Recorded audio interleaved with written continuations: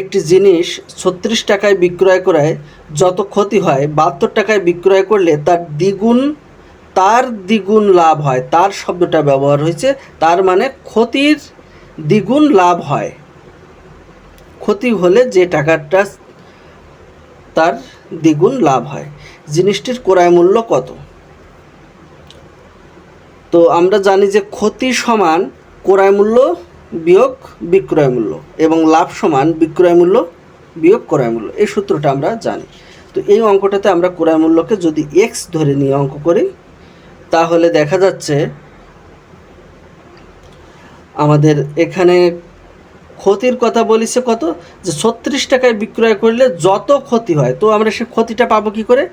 এক্সের থেকে ক্রয় মূল্য হলো এক্স, তার থেকে বিয়োগ করব কত? 36 টাকা বিক্রয় করেছে সেটা বিয়োগ করব। আবার আমাদের লাভ হয়েছে কখন? যখন 72 টাকায় বিক্রয় করে।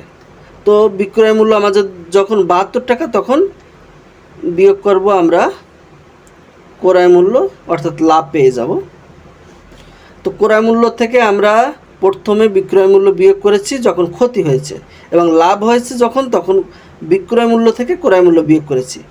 অর্থাৎ এখানে আমাদের দুটো জিনিস, একটা হলো ক্ষতির পরিমাণ আর একটা হলো লাভের পরিমাণ। তো এই ক্ষতির পরিমাণটা কি বলেছে আর লাভের পরিমাণটা কি বলেছে? যে লাভটা হবে দ্বিগুণ হবে। কার দ্বিগুণ? তার দ্বিগুণ, তার মানে ক্ষতির দ্বিগুণ। তো এই ক্ষতি যেটা তার দ্বিগুণ, মানে তার সাথে 2 গুণ করলে আমাদের লাভের সমান হবে। তো আমরা এই জিনিসটাকে প্রশ্নমতে দিয়ে অঙ্ক করতে পারি। প্রশ্নমতে যে এক্স মাইনাস 36 গুণ 2 সমান 72 মাইনাস এক্স। এখানে আমরা করলে 2x মাইনাস 36 দুগুণে 72, 72 মাইনাস এক্স।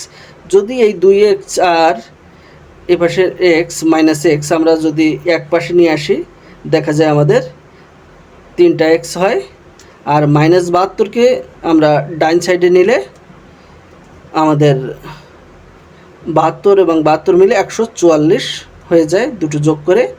অর্থাৎ এক্সের মান হবে 144 ভাগ 3।